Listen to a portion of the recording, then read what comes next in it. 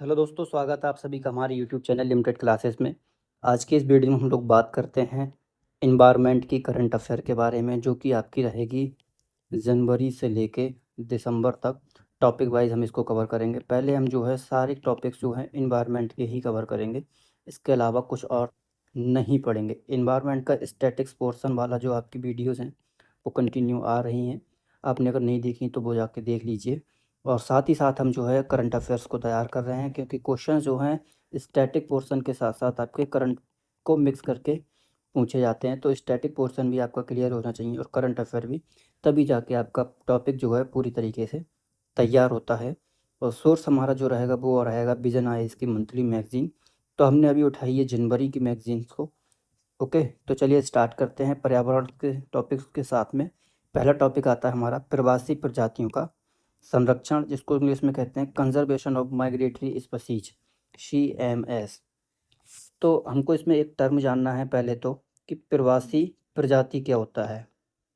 प्रवासी प्रजाति, प्रवासी प्रजाति का मतलब ये होता है जैसे कि कोई कंट्री है A और एक दूसरा कंट्री है B। तो यहाँ से कोई एक सारस ले लीजिए या कोई अन्य प्रजाति ले लीजिए, कोई पक्षी कोई जंतु, वो क्या करता है एक समय में दूसरे कंट्री में जाता है। ठीक है, जैसे कि मान लिया ये पक्षी जो है गर्मियों में रहना पसंद करता है, तो इस देश में ठंड होने लगी, फिर इसके बाद में ये पक्षी क्या करेगा, अपना दूसरे देश में चले जाएगा जहाँ पर गर्मी होगी। ठीक है, तो इस तरीके से ये क्या करेगा, अपना प्रवास एक जगह से दूसरी जगह पर शिफ्ट करेगा। तो उस इस तरीके की जो प्रजाति होती है उसको हम प्रवासी प्रजाति कहते हैं। ओके, तो आगे चलते हैं इसी में हम। देखिए क्या होता है असल में, एक CMS के पक्षकारों का सम्मेलन होता है COP14 नाम से, उज़्बेकिस्तान के समरकंद में आयोजित की गई थी ये बैठक। इसको हम CMS को, या इसको हम बॉन कन्वेंशन यानी कि संधि कहते हैं, बॉन संधि कहते हैं। ये UNEP के तहत एक अंतर सरकारी संधि है और यह जो है पर्यावरण के संरक्षण तथा संधारणीय उपयोग के लिए एक वैश्विक मंच के रूप में कार्य करता है। इस संधि को 1979 में पेश किया गया था, 1983 में ये लागू हुई थी। कौन कौन से देश इसमें शामिल थे, तो अफ्रीका, ये पूरे कंटिनेंट्स की बात हो रही है, मध्य और दक्षिणी अमेरिका, ये एशिया, यूरोप और ओशियन से लगभग जो है 133 पक्षकार इसमें शामिल हुए थे। और भारत भी जो है इसका 1983 से सदस्य है। इसके दो परिशिष्ट होते हैं, परिशिष्ट फर्स्ट और परिशिष्ट सेकंड।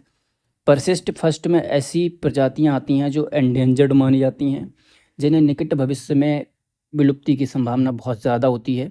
तो वहीं परिशिष्ट सेकंड में ऐसी प्रजातियां आती हैं जो विलुप्त होने के स्थिति में आ चुकी हैं या विलुप्त होने वाली हैं। ठीक है, भारत और CMS को देखते हैं, एक टॉपिक है इसी में। देखिए इस भारत के निम्नलिखित के संरक्षण और प्रबंधन पर CMS के साथ एक गैर कानूनी रूप से बाध्यकारी समझौता MOU पर साइन कर चुका है। वो कौन कौन सी प्रजातियां हैं, तो साइबेरियन क्रेन है, समुद्री कछुए हैं, डुगोंग है और रैप्टर्स है। इन सबको लेके जो है एक MOU साइन कर दिया है इंडिया ने। 2020 में जो है गांधीनगर गुजरात में CMS COP13 का आयोजन हुआ था। देखिए COP की जो बैठक होती है वो हर 3 साल बाद होती है। अभी कब हुई थी आपकी, 2020 में हुई थी। कहाँ पर, इंडिया में हुई थी। और अब कहाँ हुई है आपकी, उज़्बेकिस्तान के समरकंद में हुई है 2024 में जनवरी में। ओके, इसके बारे में और जानते हैं। कॉप ये जो है एक कन्वेंशन का निर्णय लेने वाला प्रमुख निकाय है। CMS 3 साल में हर बैठक होती है, परिशिष्ट में संशोधन कर सकता है। इसने कुछ डेटा दिया है, एक रिपोर्ट पेश की है। उस रिपोर्ट के अनुसार बताया गया है कि CMS के तहत जो है गिरावट दर्ज देखी गई है लगभग 44% प्रवासी पक्षियों की आबादी में, प्रजातियों की आबादी में। तो वहीं 22% जो है विलुप्त की स्थिति में है। तो वहीं अगर मछलियों की बात करें तो 97% मछलियाँ जो हैं विलुप्त होने के खतरे से मंडरा रही हैं। और कवरेज का भी अभाव है, यानी कि लगभग 399 प्रवासी प्रजातियाँ जो हैं इनको सूचीबद्ध नहीं किया गया है कि ये ख़त्म होने वाली हैं या संकटग्रस्त हैं। इनको लिस्ट में नहीं डाला गया है। 399 प्रजातियाँ भी ऐसी बची हुई हैं, तो इनको भी शामिल करना चाहिए। इस रिपोर्ट्स के कुछ और उपागम या कुछ अन्य आउटकम्स की बात कर लेते हैं। इसमें एक नारा दिया गया है, वो है नेचर नोज़ नो बॉर्डर्स, यानी कि जो प्रकृति है वो सीमा को नहीं मानती है, बॉर्डर को नहीं मानती है। सीएमएस परसिस्ट में 14 प्रजातियों को और शामिल किया गया है, जिनमें यूरेशियाई लिंक्स, प्लास, कैट, सैंड टाइगर्स, शार्क ये सब शामिल हैं। एकल प्रजाति कार्य योजना यह जो है Atlantic humpback dolphin, hawksbill turtle और एंजल शार्क जैसी जलीय प्रजातियों के लिए शुरू की गई है। तो वहीं agreement on central Asian flyway, इसके तहत जो है प्रवासी पक्षियों की 30 रेंज कंट्रीज को शामिल किया गया है।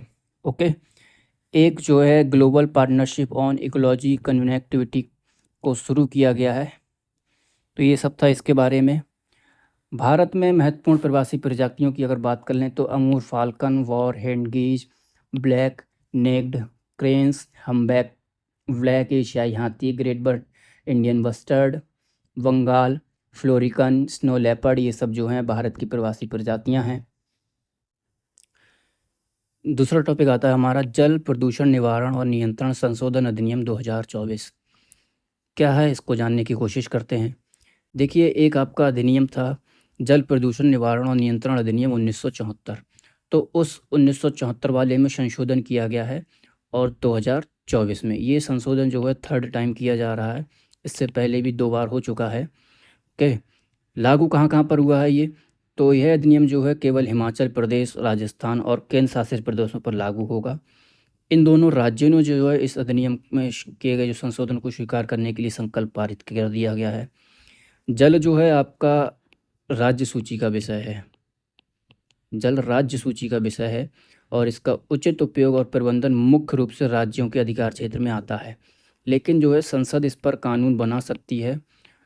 कौन से आर्टिकल के तहत? तो आर्टिकल 252 के तहत संसद भी इस पर कानून बना सकती है।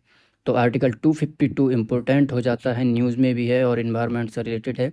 तो आप जाके इसको पॉलिटी में पढ़ सकते हैं।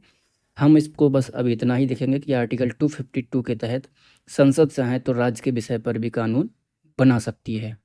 ओके, 1974 अधिनियम के बारे में थोड़ी सी और जानकारी हासिल करते हैं। यह जो है जल प्रदूषण की रोकथाम और नियंत्रण तथा देश में पानी की स्वच्छता को बनाए रखने तथा उसे रिस्टोर करने का प्रावधान करता है। 25 राज्यों में ये लागू है और 2 बार संशोधन हो चुका है, 1988 और 2003 में, और अभी थर्ड टाइम कब हो रहा है आपका? 2024 में। ओके, इसके तहत 2 बोर्ड की स्थापना की गई थी। पहला था आपका केंद्रीय प्रदूषण नियंत्रण बोर्ड CPCB और दूसरा था राज्य प्रदूषण नियंत्रण बोर्ड SPCB। CPCB क्या है इसको देख लेते हैं ज़रा। CPCB जो है एक सांविधिक निकाय है। इस जल प्रदूषण अधिनियम 1974 के तहत इसकी स्थापना की गई थी, 1974 में ही।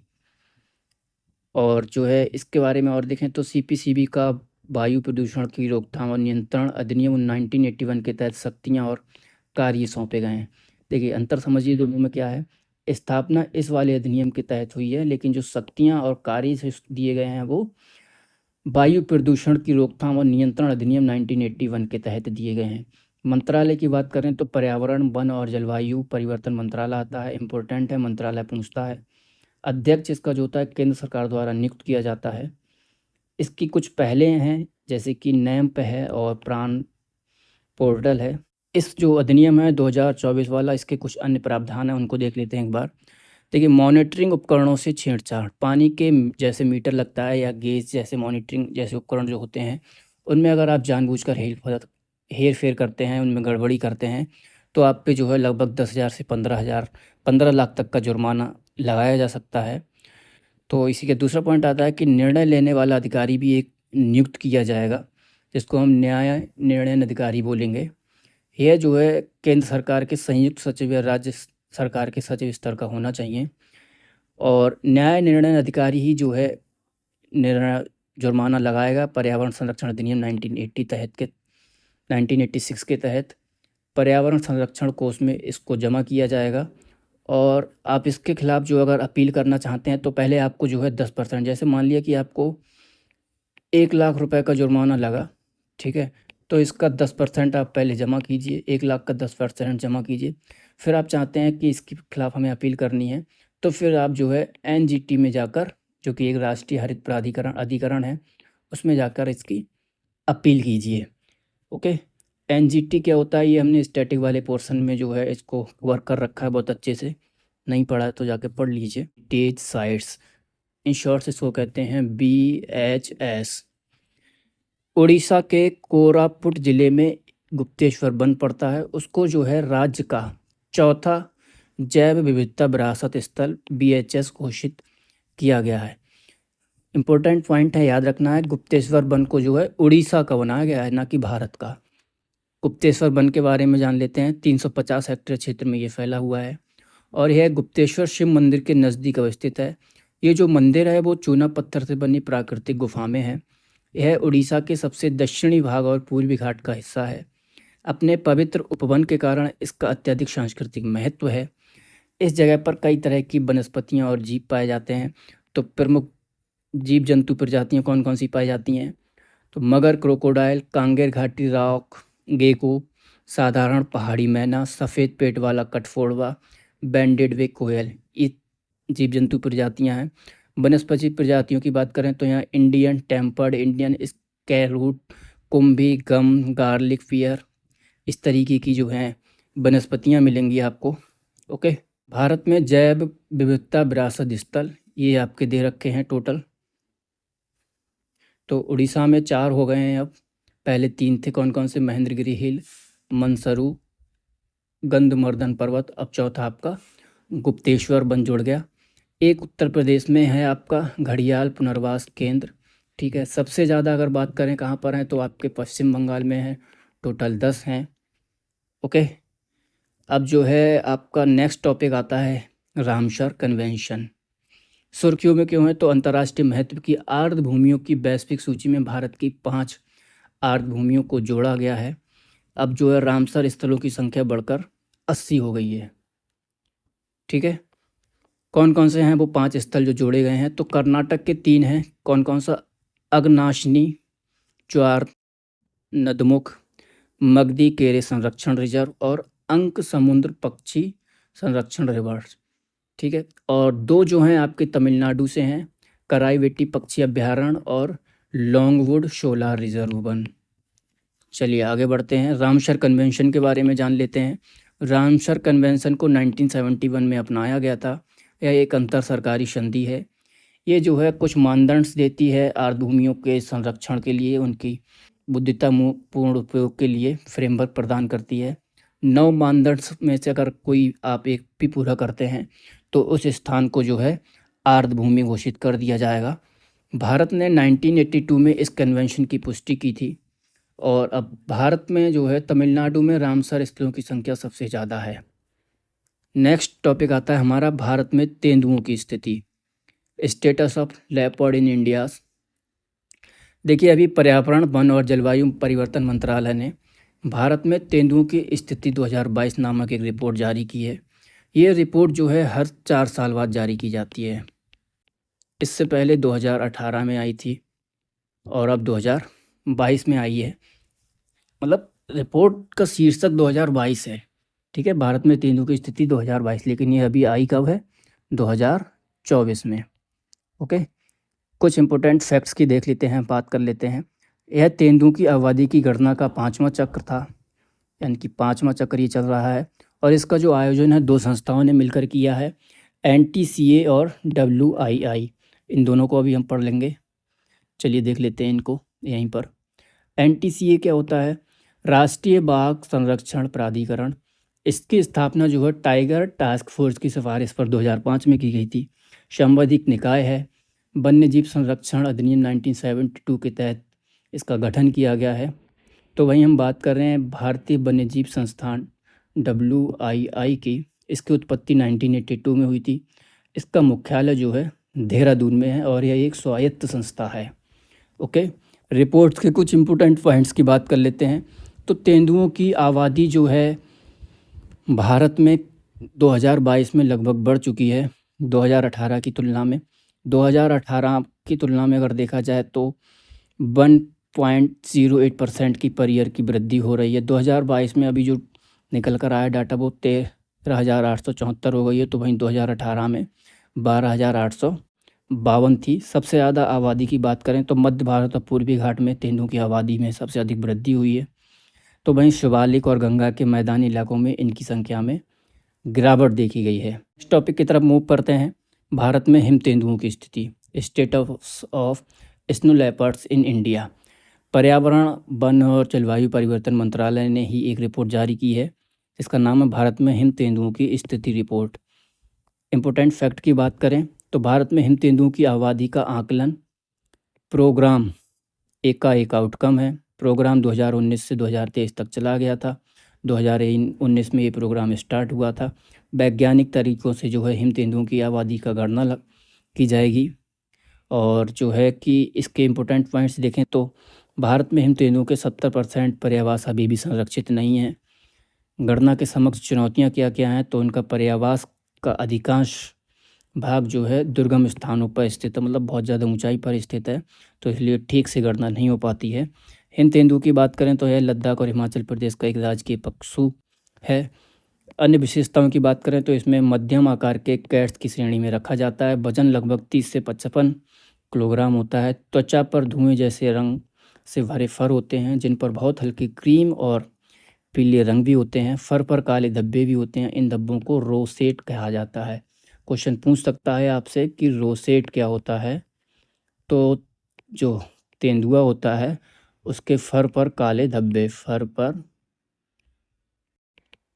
काले धब्बे को हम रोसेट कहते हैं।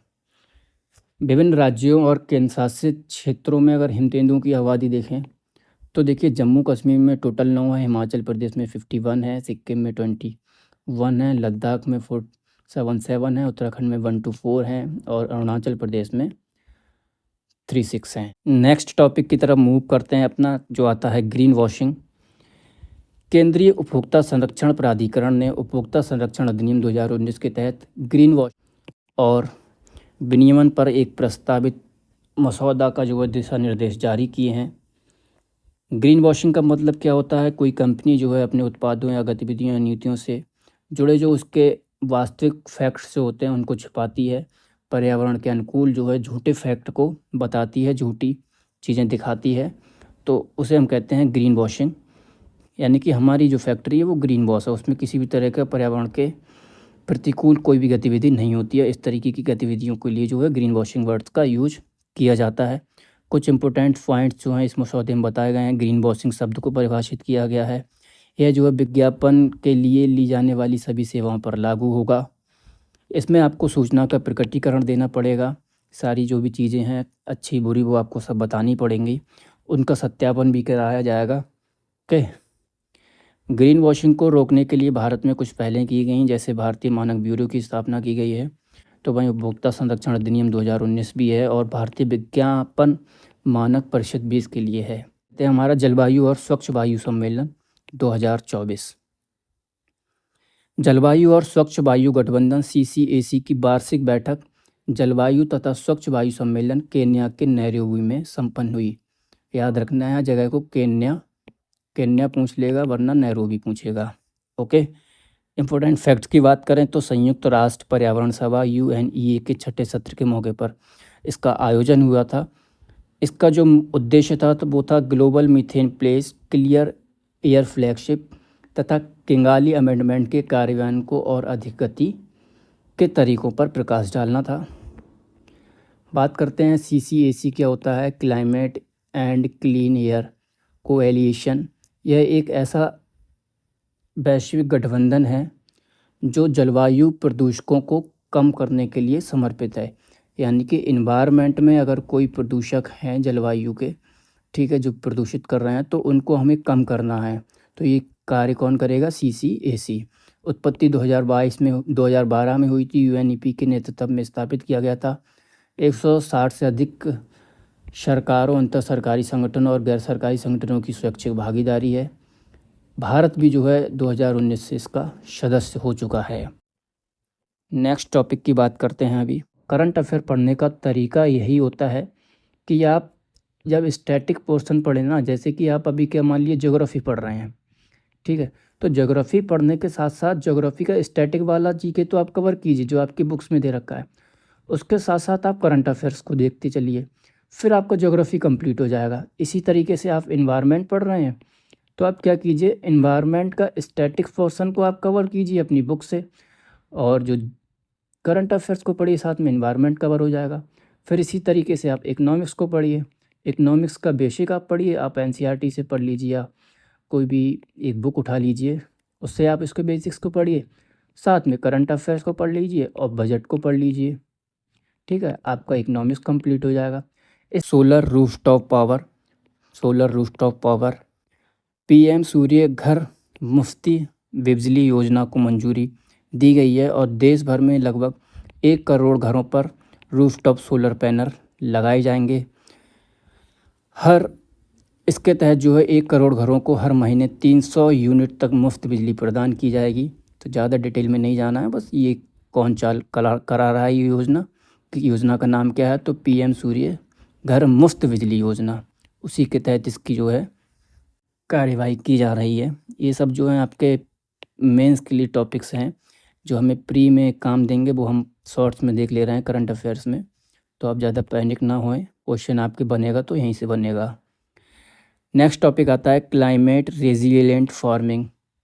तो देखिए, कृषि पशुपालन और खाद्य प्रसंस्करण पर एक स्थायी समिति ने जो है promotion of climate resilient farming शीर्षक से एक रिपोर्ट प्रस्तुत की है, और इसमें बताया गया है कि भारत में जलवायु परिवर्तन हो रहा है। क्या क्या है देखिए, तापमान में वृद्धि 1901 से लेकर 2018 के बीच लगभग 0.7 डिग्री सेल्सियस टेम्परेचर बढ़ चुका है। तो वहीं बात करें, हिंद महासागर भी गर्म हो रहा है। 1951-2015 के बीच लगभग 0.7% की वृद्धि इसमें हो चुकी है। वर्षा में परिवर्तन आ रहा है, वर्षा में लगभग 6% की गिरावट देखी गई है नए 1951 से 2015 के बीच। सूखे में भी वृद्धि आ रही है। तो कौन कौन से स्थान हैं? मध्य भारत, दक्षिणी पश्चिम तट, दक्षिणी प्रायद्वीप, उत्तर पूर्वी जैसे क्षेत्रों में सूखे की घटनाएं बढ़ी हैं। भारत की कृषि पर जलवायु परिवर्तन का क्या प्रभाव पड़ा है? फसलों पर प्रभाव देखेंगे तो 2050 तक जो है वर्षा आधारित चावल, गेहूं, खरीफ की मक्के की पैदावार में गिरावट होने का अनुमान है। बागवानी पर क्या असर होगा इसका? तो यह भी अनुमान लगाया कि जैसे कि सेब हैं और अन्य समशीतोष्ण फसलें हैं, उनके क्रॉप जोन जो हैं स्थानांतरित होंगे। बाढ़ के चलते टमाटर और प्याज की खेती पर भी काफ़ी असर पड़ता है। पशुधन पर क्या इफ़ेक्ट पड़ेगा? तो भारत में मवेशियों और भैंसों पर हीट स्ट्रेस के कारण वार्षिक दूध उत्पादन में लगभग 1.8 से 2 मिलियन टन की कमी हो सकती है। मत्स्यन पर अगर प्रभाव को देखें तो समुद्र की सतह पर तापमान बढ़ता है, तो तटीय जल क्षेत्र में प्लवक की मात्रा में कमी आएगी, और इसके चलते जो है मछली का जो लार्वा होता है, यानी कि जो मछली के बच्चे होते हैं, उनकी आबादी पर नकारात्मक प्रभाव पड़ेगा। ओके, नेक्स्ट टॉपिक देखते हैं हमारा भारतीय घड़ियाल के बारे में। 75 वर्षों के अंतराल के बाद ग्रेटर काजीरंगा, जो कि असम में है, भारतीय घड़ियाल देखा गया है वहाँ पर। घड़ियाल का वैज्ञानिक नाम होता है गेवियलिस गैंगेटिक्स। संरक्षण की स्थिति अगर इसकी देखें तो IUCN की क्रिटिकली एंडेंजर्ड्स में इसको रखा जाता है। वन्य जीव संरक्षण अधिनियम 1972 की अनुसूची फर्स्ट में इसको रखा गया है, और साइट्स परसिस्ट जो है फर्स्ट आता है। विशेषताओं की बात करें तो घड़ियाल का जो नाम है वो घड़ा शब्द से लिया गया है। घड़ा एक बर्तन का नाम होता है, और यह नाम उनके थूथन के अंत में एक बल्बनुमा नाम की मौजूदगी के कारण दिया गया है। रहते कहाँ कहाँ पर हैं ये? तो गहरे, साफ व तीव्र प्रवाही जल और खड़े एवं रेतीले किनारों वाली नदियों में ये रहते हैं, वहाँ पर आपको देखने को मिलेंगे। मादाएं जो होती हैं वो खड़ी रेतीली नदी के किनारे पर अपने अंडे देती हैं। अब ये फैले हुए कहाँ पर हैं, असल में मिलते कहाँ कहाँ हैं? तो भारत, भूटान, बांग्लादेश, नेपाल, पाकिस्तान की सिंधु, गंगा, ब्रह्मपुत्र और महानदी, ब्राह्मणी, बैतरणी नदी प्रणालियों तक ये इनका वितरण मिलेगा आपको देखने के लिए। गंगा नदी की 3 सहायक नदियों में ये पाए जाते हैं। कौन कौन सी हैं 3 नदियाँ? भारत में चंबल और गिरवा, नेपाल में राप्ती, नारायणी। इसके अलावा ये जो है केन नदी, यमुना नदी, ब्रह्मपुत्र नदी, घाघरा नदी, भागीरथी, हुगली नदी में भी देखने को मिलते हैं। संरक्षण के प्रयास क्या किए गए हैं इनके लिए? तो प्रोजेक्ट क्रोकोडाइल चला गया था, इसकी शुरुआत 1975 में हुई थी। भारत में घड़ियाल रिजर्व 3 राज्य भी हैं, जैसे उत्तर प्रदेश, मध्य प्रदेश और राजस्थान। उत्तर प्रदेश अभी हमने ऊपर देखा था जब हम पढ़ रहे थे क्या, BHS। ओके, नेक्स्ट टर्म्स आता है आपका ट्रिपल डिप्ला नीना। ट्रिपल डिप्ला नीना यह एक दुर्बल परिघटना है जो जिसके कारण क्या हो रहा है, भारतीय प्रायद्वीप और उत्तर भारत की जो वायु गुणवत्ता है उसमें असामान्य रूप से परिवर्तन हो रहा है। ये न्यूज़ में इसीलिए था। ट्रिपल डिप्ला नीना क्या होता है उसको हमारे लिए इम्पोर्टेंट हो जाता है। ये टर्म्स हमारे लिए इम्पोर्टेंट है, इसको देख लेते हैं। ये जो घटना है वो तब होती है जब ला नीना का प्रभाव लगातार 3 वर्षों तक बना रहता है, तो उसको ट्रिपल डिप्ला नीना कहते हैं। यही इम्पोर्टेंट है। ओके, इसका क्या प्रभाव पड़ रहा है वो देख लिया हमने। चलिए कुछ आगे देख लेते हैं। संक्षिप्त न्यूज़ यानी कि news in shorts. NITI Aayog ने ग्रो रिपोर्ट और पोर्टल शुरू किया है। ग्रो का पूरा नाम होता है greening and restoration of wasteland with agro forestry. यह रिपोर्ट जो है बेसिकली बंजर भूमि को उत्पादक कृषि वानिकी क्षेत्र में बदलने की क्षमता पर जोर देगी। यानी कि जो बंजर भूमि है उसको हमें क्या बनाना है, उत्पादक कृषि वानिकी भूमि इसको हमें बनाना है। ठीक है, क्या होता है ये? बंजर भूमि एक ऐसी भूमि होती है जो खेती के लिए ना तो उपजाऊ होती है ना ही उपयुक्त होती है। यहाँ पर किसी भी तरह की आर्थिक गतिविधि उपयोगी नहीं होती है।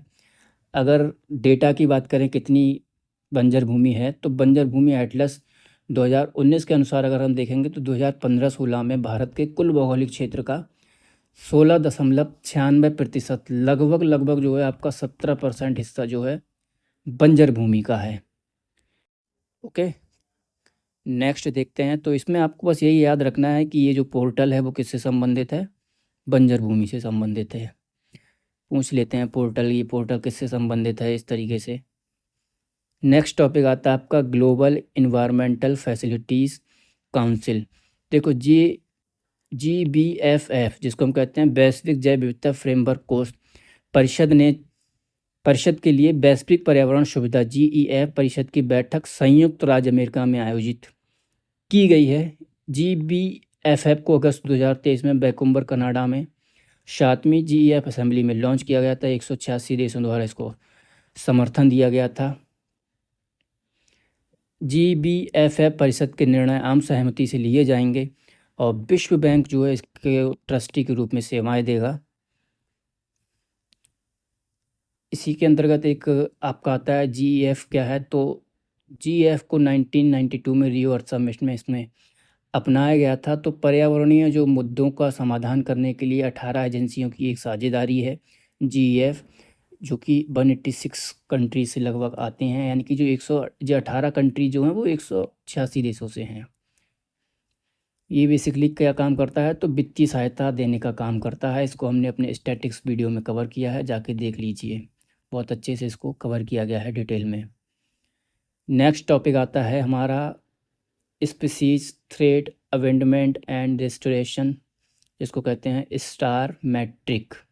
पूरा नाम ही इसका, ये इसकी डिटेल हो गई, इसको हम शॉर्ट में देखेंगे तो स्टार मैट्रिक्स कहते हैं इसको। स्टार मैट्रिक कार्यक्रम को अंतर्राष्ट्रीय प्रकृति संरक्षण संघ IUCN ने शुरू किया है।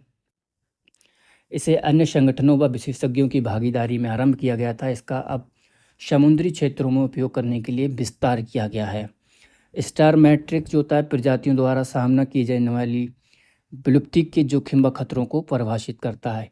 यानी कि कोई प्रजाति है, ठीक है, कोई प्रजाति है, ये विलुप्त होने वाली है, तो इसको कौन परिभाषित करेगा कि ये भाई विलुप्त होने वाली है, तो ये आपका स्टार जो है वो बताएगा। स्टार मैट्रिक्स के तहत इसको परिभाषित किया जाएगा। नेक्स्ट आता है कंजर्वेशन रिजर्व।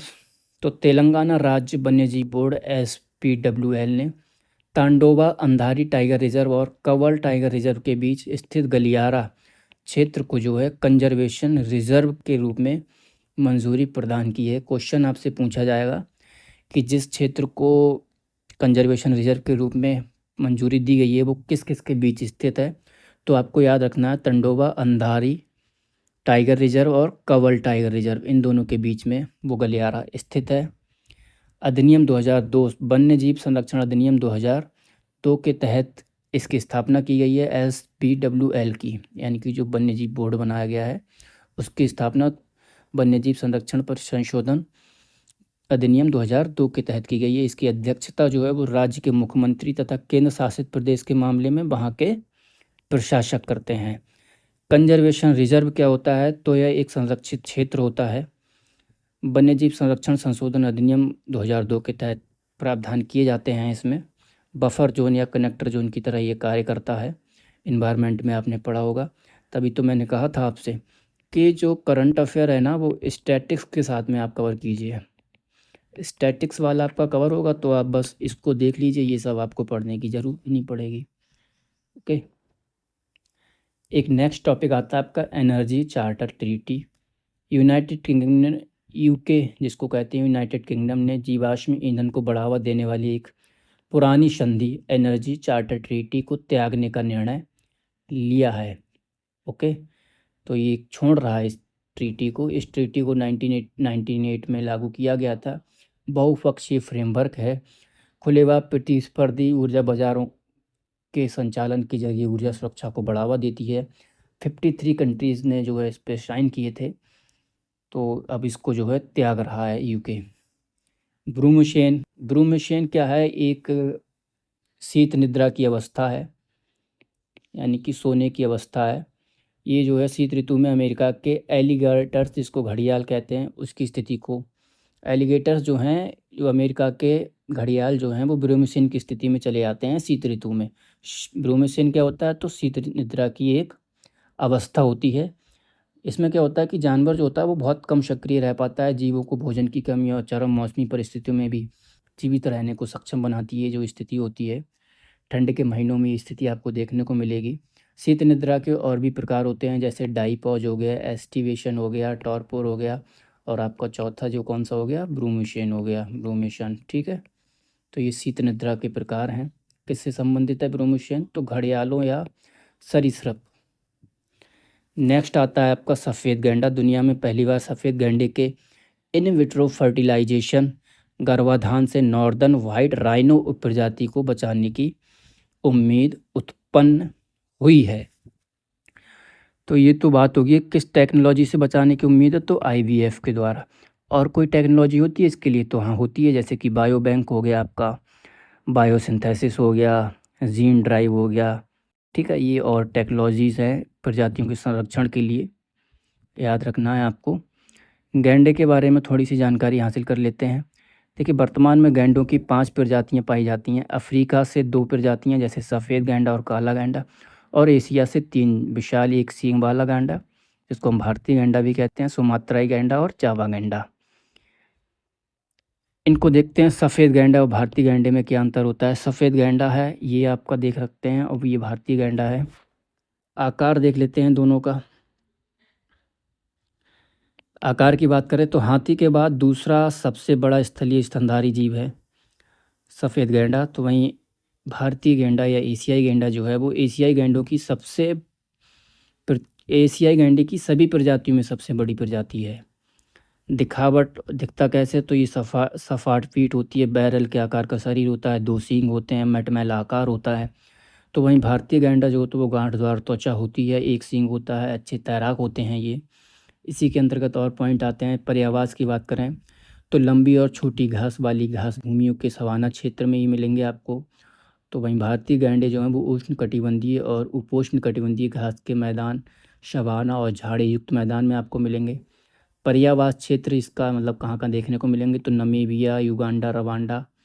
भारतीय गैंडे भारत में मिलेंगे तो असम, पश्चिमी बंगाल और उत्तर प्रदेश, नेपाल, इन सब में मिलेंगे। संरक्षण की स्थिति देखें तो IUCN की रेड लिस्ट में आते हैं ये, और नियर थ्रेटेड है। और जो भारतीय गैंडे हैं वो वल्नरेबल में आते हैं, IUCN रेड लिस्ट अनुसूची फर्स्ट। नॉर्दर्न वाइट, ब्लैक और जावा सुमात्राई गैंडों को IUCN रेड लिस्ट के तहत क्रिटिकली एंडेंजर्ड के रूप में रखा गया है। नेक्स्ट टॉपिक आता है हमारा नीम का वृक्ष, एजाडिरेक्टा इंडिया ए जस। नीम समिट का आयोजन भारतीय कृषि अनुसंधान संस्थान, केंद्रीय कृषि वानिकी अनुसंधान संस्थान के सहयोग से किया गया है। यानी कि नीम समिट का आयोजन इन दोनों संस्थाओं ने मिलकर किया है। नीम समिट में हमारे लिए महत्वपूर्ण हो जाता है नीम वृक्ष। तो भारतीय उपमहाद्वीप की एक स्थानिक प्रजाति है। इसके लिए जलवायु शुष्क, अर्ध शुष्क और अर्ध उष्णकटिबंधीय चाहिए। टेम्परेचर 49 डिग्री के लगभग होना चाहिए। सदाबहार वृक्ष है, शुष्क क्षेत्रों में पनप पाती है। नेक्स्ट आता है आपका हाइपरलोकन मौसम पूर्वालोकन, हाइपरलोकन वेदर फोरकास्टिंग। कृषि और किसान कल्याण मंत्रालय ने दीर्घकालिक हाइपरलोकल मौसम डेटा सृजित करने के लिए मौसम सूचना नेटवर्क और डेटा सिस्टम बिन्स शुरू किया है।